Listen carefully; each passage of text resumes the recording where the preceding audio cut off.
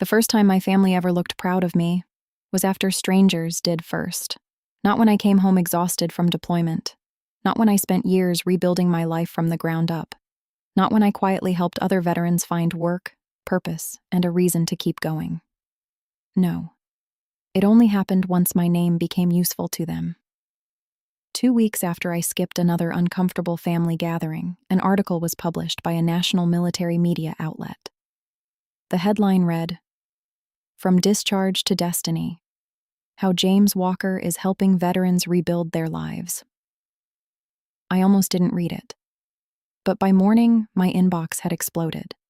Messages from veterans, partnership offers, invitations to speak at events, even government officials asking me to help advocate for better rehabilitation programs. And suddenly, the same family who once called me lost potential started acting like they had believed in me all along. My mother texted me that afternoon, "Why didn't you tell us this was happening?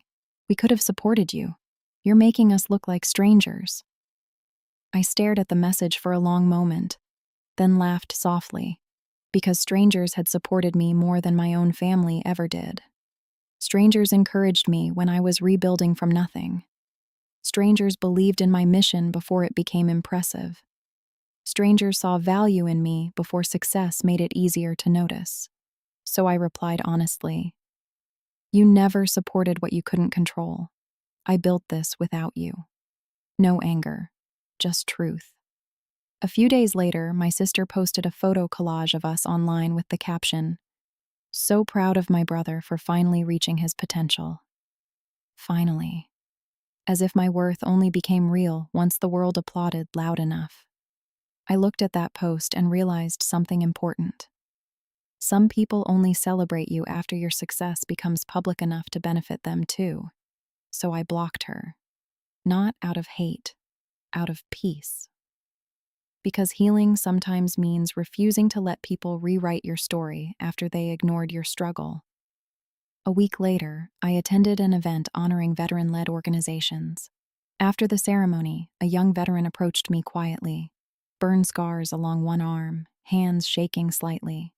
He looked at me and said, "They told me I'd never be leadership material, but your program made me believe I still mattered." That hit me harder than any award ever could, because for years I had spent my life trying to earn validation from people who only noticed me when I succeeded publicly.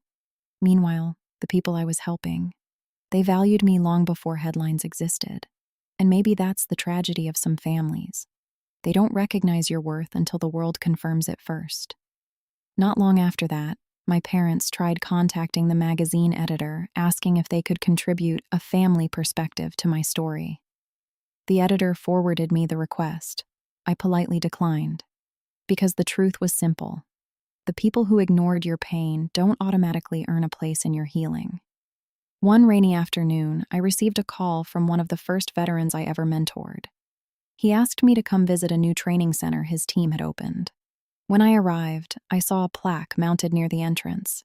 It read, "The James Walker Training Hall, for those who were told they didn't matter." For a second, I couldn't speak, because growing up, nobody had ever said those words to me. So I spent years becoming the person who would say them to others. That day, standing in a room full of people rebuilding their lives, I finally understood something. Success is not revenge. Healing is not revenge. Walking away from people who only valued you conditionally is not revenge. Sometimes it's survival, sometimes it's self-respect, and sometimes it's the first step toward becoming the person you were always meant to be.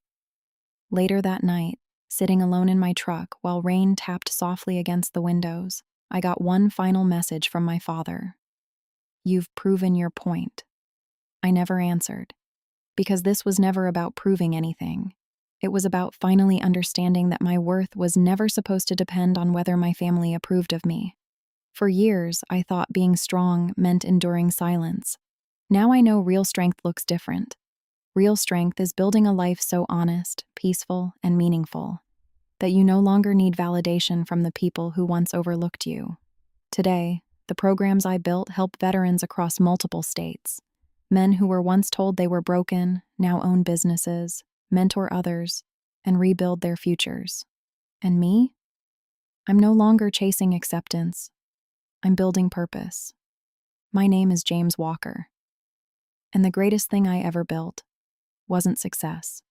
It was a life no longer controlled by the people who failed to see my value.